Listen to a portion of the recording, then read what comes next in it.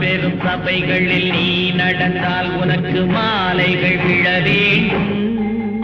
ஒரு மாற்று குறையாத மன்னவன் இவன் என்று போற்றி புகழ வேண்டும். மாபெரும் சபைகளில் நீ நடந்தால் உனக்கு மாலைகள் விழ வேண்டும்.